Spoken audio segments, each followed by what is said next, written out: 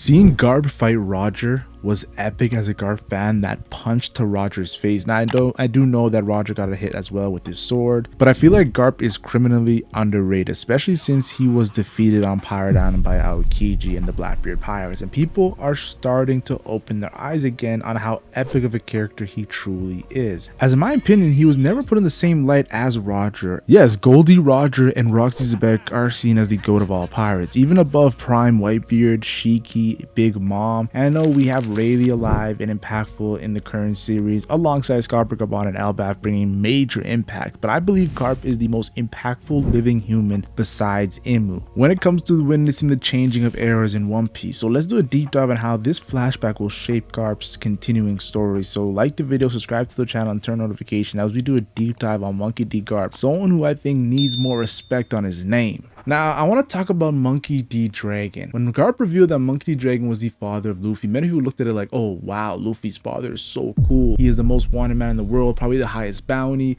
going strictly against the world government. I looked at it as it shows how cool Garp is. The fact that his son is Monkey D Dragon and his grandson is Monkey D Luffy, and he raised Gol D Roger's son, Portgas D Ace, and he still has a job. He's still employed with the world government. He still works for Imu. He still works with the Gorosei. He still works with the Holy Knights. He still works for the Celestial Dragons. He can do that because of his legacy, his insane legacy. You can't deny. Like, Garp's legacy is legit, and they even have to respect him. He's a Will D member too as well. The only Marine Will D member we've seen in the story currently. I know his son was also a former Marine, but still, it shows you a lot of respect Garp gets for his achievements and what he's done for the Marines, rather than just, oh, let me just turn on this guy because he hasn't done really much. No, he's done so much. He can get away with certain things, like Dragon being his son, like Luffy being his grandson. And again, there's a reason why Garp was sitting in that chair. Yes, when the admirals left their chairs, Garp was the one sitting in that chair in the middle as a kind of like a final defense of if anyone wanted to stop Ace.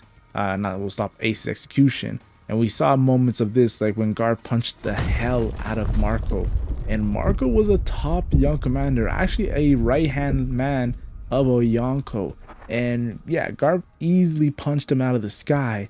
And then of course, Garp versus Luffy, Garp felt a little compassion, so he let Luffy go past him. Let's be honest here, people think Luffy actually beat Garp with the Gear Second. No, that's impossible. We saw what Garp and Aokiji fight actually entailed. And then the fact that Garp said that he would kill Akainu if Sengoku didn't let him go, and Sengoku being the fleet admiral, let's be honest, Sengoku's incredibly powerful. It's the reason why Oda had Sengoku holding down Garp. It shows that Garp might have been able to actually kill Akainu, because Garp was relatively fresh at that time where Akainu was going at it with Whitebeard. So I do gotta say that Garp saying he wanted to kill Akainu, at first I was like, come on bro, like you're too old bro, like quit it bro. After seeing what we've been seeing about Garp and his legacy and what we've seen in the story too against Aokiji, the Blackbeard Pirates, yo, he might have smoked Akainu pre-time skip during that Marineford war, guys. I also found it super cool when Garp is speaking to Ace, and his father of course gets mentioned, and Luffy's father gets mentioned as well, and Ace is kind of like, yo, we both have criminals in our blood, and Ace is kind of like bad mouthing Gol D Roger, and you can see Garp a little bit has that emotional feeling of, you don't know the half of it. Your father was actually a good guy. Like, your father was goated. I went up against him so many times, but Garp had to hold his tongue because at the end of the day, Roger wasn't there for Ace. Like, I know people look at intentions and context, but impact matters too as well, guys. At the end of the day, Garp knows Roger wasn't there. It doesn't matter if Roger had a really good reason. He wasn't there for Ace, and Ace's resentment, there is reasoning to it for his father, and that's why he called Whitebeard his father. Actually, one of Roger's biggest rival in Whitebeard. So I found it cool how Garp was just staying silent and letting Ace get his shit off pretty much. I remember during Sabaody when Luffy interacted with Shaki. Now we all know Shaki, she's connected to Rayleigh, and she was a pirate over 40 years ago. But when Shaki heard of Luffy's name, Monkey D Luffy, all she could think about was the greatest Marine of all time in Monkey D Garp, and how he used to chase her. We all know Shaki used to be part of that Kuja Pirates. Garp, of course, was thirsting over Shaki, but she actually found Rayleigh as her type because he wasn't thirsting over her. But yeah, I do want to say this, and the Kuja Pirates are legendary during those times. But still, the fact that Shaki knows Garp's legacy, and then of course recently we've seen Garp going against Roger right after the Kuja Pirates, we're going up against the Roger Pirates, shows you how powerful Garp was back in those days when it comes to Marines, it was Garp chasing all these pirates. It was Garp leaving a legacy. You saw with Don Hinjan what happened there, guys. Yes, Sengoku was a monster as well, and he was doing his thing, as respected by Whitebeard and Roger. But I feel like Garp was literally the goat of all goats. Roger even says it himself, yo. Like, the fact that Garp, he fought him dozens of times, not just one, not just twice, multiple times. He even seen Garp as a old crew member when he was locked up. And they did fight together on God Valley, which definitely gives crew member vibes. It's like Law and Luffy fighting together on Dressrosa. And then, of course, in Wano, yeah, Law isn't a part of Luffy's crew, but I can see Luffy telling Law at the end of the story, I do see you as a crew member.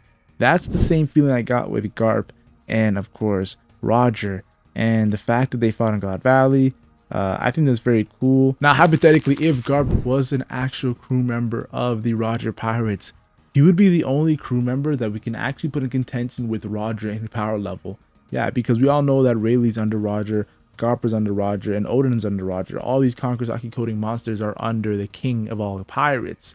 But I think Garp would definitely run Roger for his money, and we could easily see a situation where Garp and Roger are tied. Like, honestly, Garp and Roger being tied to me seems more interesting than Whitebeard and Roger being more tied. Even though Whitebeard and Roger fought for three days and there was no winner and whatnot, it's the amount of times that Garp and Roger fought, guys. They fought insane amount of time, guys. They just know each other's habits. Like, it's gonna take one little mistake, one little detail to actually see a winner in a Garp and Roger fight, in my opinion, guys. I even love it how Garp spoke on Roger never running because of who was behind him, his crew. And this is where he became a true demon, when he had his crew behind him, and he needed, of course, to fight the enemy so his crew didn't get chased out. And we seen him even wipe out an entire country's military just for bad talking his crew. Yeah, it seems like Garp really respected Roger's loyalty in a sense, and me too. I honestly looked at Roger's loyalty; it's pretty insane. Garp even revealed that Roger kind of grew up like Ace in a sense when it comes to not being that familiar with his mother and father. And Garp said living like that and surviving when it comes to Roger never backing down and always fighting and never running is the reason why he was the pirate king, and said his crew trust was immeasurable. That's insane. Like, having strong trust is good and all. When your crew's trust is immeasurable, that's how much they believe you're gonna have their back. Roger always had his crew back, and that's why you see him crying heavily during the full Odin flashback. Even Rayleigh cried, the guy who doesn't really show emotions like that. And Garp just couldn't hate Roger. Like, even though he was a Marine, he just couldn't hate Roger, and that's why he took care of Ace. Because of that, he couldn't even hate Roger. So I feel like the Garp Roger relationship is an interesting one, because Roger is one of the strongest characters. Hockey transcends all, and Garp was toe-to-toe with that character, and still people like to badmouth Garp. I don't get it. Just look at Big Mom. Even Big Mom rated Garp once you heard about Monkey D Luffy mentioning you're the grandson of Garp. But Kaido didn't put Garp in his top 5. Now, of course, that top 5 did have only pirates and no Marines. That could be a reason why Kaido didn't put him in his top 5. But we do know that we don't really have any interaction with Apprentice Kaido and Garp in his prime. At the end of the day, Big Mom, though, she was in her prime during the God Valley flashback, so she would have runs with Garp, and she would respect his power the same way that Whitebeard respected Garp's power, Shiki respected Garp's power, and of course Roger respected Garp's power. And I just love how Garp mentioned how it was Rocks' era before Roger's era, showing respect to the strongest pirate crew I've ever seen in the One Piece story. But of course, Garp also said this: events will find a way of surpassing our imagination. I think he's alluding to God Valley and how it was just insane, the things that are happening on that island, and the fact that Rock's return might actually happen. This is, I think, foreshadowing from Garp, and shows how his life was impacted most by the current flashback we're in. I think the reason why Garp doesn't want to talk about it is because it was an insane impact in Garp's life. I think Garp changed drastically after God Valley. And this was confirmed by Sengoku. Sengoku confirmed that Garp hates talking about the Rocks situation because Roger, of course, the team up there, like the fact to get the team up with the pirate really showed you how great of the villains the Rocks pirates were. But also the fact that he had to protect Celestial Dragons. He doesn't like Celestial Dragons, but the fact that he had to protect Celestial Dragons shows there was a greater evil he had to stop than the Celestial Dragon. Something that he thought would actually cause the world to go down, not up. And I think something else happened on God Valley, and it involves the ancient weapons and Imu. Of course, we know Saturn was there as well. I think Garp realized he was working for the wrong side, and that realization, it kind of messed him up because his loyalty was so strong to the Marines. he had to fight. He had to make a decision. There's a reason why Garp never became an admiral, guys. I also found it super cool how Garp, without telling the fleet admiral Akainu, went straight for Blackbeard's territory. Like, we see him talking to Dahl, the vice admiral, who was pretty powerful. We saw that on Egghead Island. And just talk about how the situation of Blackbeard being the son of Rocks D Xebec. I think Garp knows this. I know some people are looking like, how do people not know that Blackbeard and Rocks are related? They have the exact same face. I wouldn't be surprised if Garp knew this, and that's why he jumped to action so much. Of course, it's Kobe, but I think also Blackbeard and Garp knowing that Blackbeard took down Ace, pretty much a battle of Roger's son versus Rocks' son, and knew that Kobe, who of course is the protege of Garp, didn't want to go down the same path. He needed to help out against, of course, Blackbeard. I found that super cool because he didn't really care about Big Mom and Kaido and Luffy situation during Wano. So I think definitely it's the Ace Blackbeard thing that's really bothering Garp in a sense. And he's like, I can't let Kobe get the same situation as Ace. Some people get mad at Garp for doing this, but you gotta understand, people learn from their mistakes.